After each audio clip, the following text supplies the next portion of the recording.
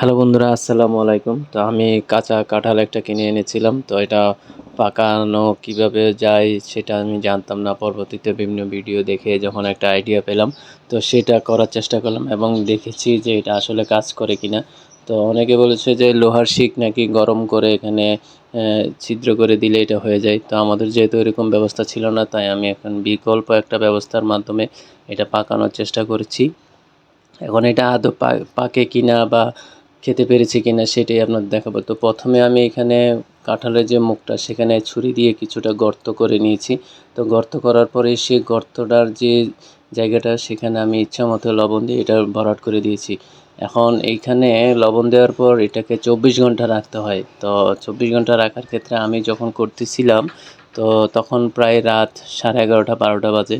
তা আমি এটা উচিত ছিল পরের দিন সকালবেলা না হোক, অন্তত দুপুর বিকাল বা রাতের দিকে, অর্থাৎ পরের দিন আমার করা উচিত ছিল।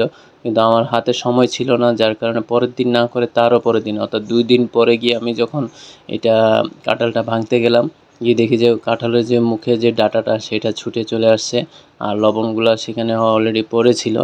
তো লবণ তো আর মিশে যাবে না, তো লবণটা পড়েছিল। এখন কাঁঠালটা এত নরম হয়ে গিয়েছিল যে এখন এটা চুলাতে অর্থাৎ ভাঙতে গিয়ে দেখা গেলো একটু সমস্যা হচ্ছিল। কারণ কাঁঠাল যখন আপনি আলাদা করবেন, তো সেটার থেকে যদি একদম মাঝামাঝি বরাবর যদি এটাকে আলাদা করা যায়, তাহলে এটার কোয়াগুলা বা বিচিগুলো সুন্দরভাবে নেওয়া যায়। কিন্তু আমার এটা চামড়া, আমি যখন টান দিচ্ছিলাম ছুরি দিয়ে কাটার পর, তো চামড়া ছিলে আসছিল। তো সেটা আপনারা ভিডিওতেই দেখতে পারবেন।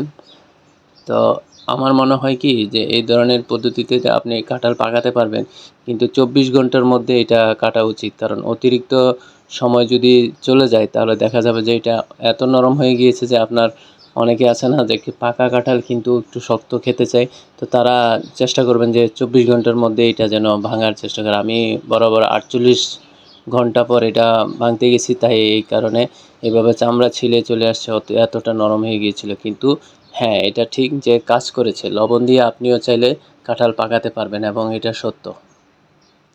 তো আজকে ভিডিওটা এখানে শেষ করলাম। তো দেখা হবে নতুন কোনো ভিডিওতে। আল্লাহ হাফেজ।